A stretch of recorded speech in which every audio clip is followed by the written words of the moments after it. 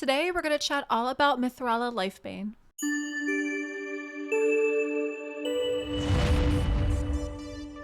Hey, welcome! I'm LeilaFox. Today's lore story video is going to be for Mithrala. Mithrala is the brand new Dark Elf legendary fragment champ that you can only acquire from getting fragments in the Hydra. And the Hydra is the new clan boss. What's really fun with her is this is something new that we're seeing. We've already had the original clan boss that doesn't have any fragment champs or rewards like this. And so this is the first time we're actually seeing this with a boss in the game, and it's pretty cool and it's interesting. How does Mithrala fit in with the Hydra? Let's check out her story from the Tolarian Lore Book of Champions. Few of those with the courage to gaze upon Mithrala Lifebane's twisted countenance realize she was once a fair child of the elven people.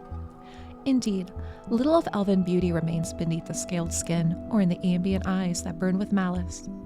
Where once golden hairs cascaded down her shoulders, a host of venomous snakes now dwell, their hissing ever echoing Mithrala's voice. Hers is a cautionary tale against vices that far too many fail to heed. It all began in the joyful days before the Great Schism. Tolari was younger then, and the predations of Seroth seemed to have been thwarted forever, but many threats and mysteries still lingered in the world. A bright young sorceress by the name of Mithrala dreamed of becoming a legend among her peers. She had always felt a strong affinity with beasts, in whose veins magic flowed, and dedicated much of her research to studying those creatures, learning their strengths. As time went on, Mithrala became obsessed with ancient monstrosities.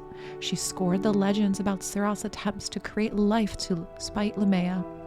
And though the children molded by the Dark One were vile and terrible, none could deny their power. Mithrala desired to know how that primal might could be harnessed and used to enhance frail mortal bodies to activate a perfect being, unburdened by weakness. And of all the beasts she researched, there was one that captivated her mind, an ancient serpent abomination known to Tolaria as the Hydra. According to folklore, the Hydra once dwelled in a great temple the lizardmen had built to honor her. No one knows exactly what happened next. Some claim the lizardmen rebelled against their deity when her avarice and cruelty grew too much to bear. Other accounts speak of a great battle that shattered the island upon which the temple was built and sank it beneath the waves of the Sea of the Serpent. Mithrala had dedicated decades of her life to finding the temple and spent every copper she had on countless expeditions that turned up with nothing. She had almost lost all hope when a vision came to her at night and guided her, alone, to a patch of rocky cliffs that jutted out amid the rolling waves. A great storm broke out when Mithrala first set foot on solid ground, and an island emerged from the bottom of the sea once more, as if guided by an implacable divine will. Mesmerized, the sorceress beheld the crumbling walls of a once great temple and listened to the ominous whispers that called her inside. There, she came face to face with the creature she had sought for so long. But rather than devour the foolish mortal, the Hydra recognized Mithrala's potential. She shared her venom and her power, transformed Mithrala in her image, a herald of the sinister demigod's will. But while Mithrala sought to transcend mortal weaknesses, she instead became a prisoner, bound to the Hydra and forced to obey her every whim for eternity. Now, she seeks her freedom, plotting in secret and bidding her time to strike. Alright, so that was the story for Mithrala, and I gotta say, I actually liked it. Initially, when I had seen her as a champ, I actually kind of thought because she was associated with the Hydra that she would probably be more of like a villain type champ. But we actually see that she's an elf, she was a sorceress, and she felt this intuition of feeling connected with animals, and so she had wanted to discover and learn more about the Hydra.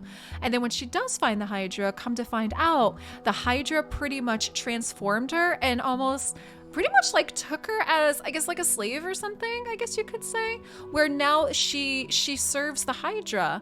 And here she is, technically she's waiting for us to kind of take her out. Like she's waiting for us to, I guess, rescue her from the Hydra, because it says that she's biding her time to be able to get her revenge. So I thought it was a really interesting way to kind of tie in this champ and how she could fit in with the Dark Elves.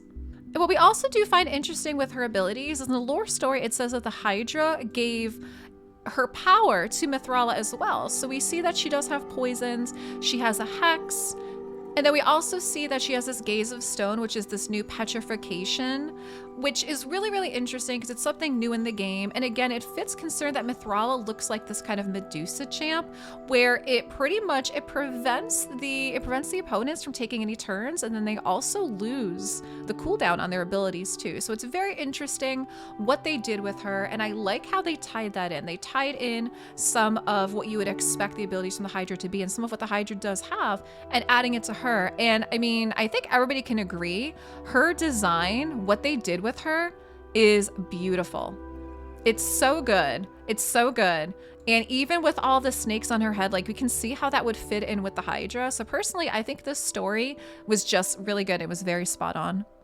I would love to know, what do you think about this story from Mithrala Lifebane? Did you like it? Is it something that you thought that you would see for this? I also do like that they kind of dove in a little bit on the background for the Hydra, because the Hydra was kind of introduced to the game out of nowhere. So they talk about what some of the stories are, you know, so then they start linking in that, you know, legend has it the Hydra was the deity or a god for the lizard man, and that possibly when the lizard man home was destroyed, that it sunk down. And that actually kind of goes along with some of the other lizard man stories I shared, like the story for Krisk, which I'll link that up top there if you want to check that out. So it's very interesting to see, you know, maybe where all of this kind of transpires in the timelines and if there are some ways to connect it. But I would love to know what you guys think. Leave me some comments down below on what you think for the story for Mithrala Lifebane.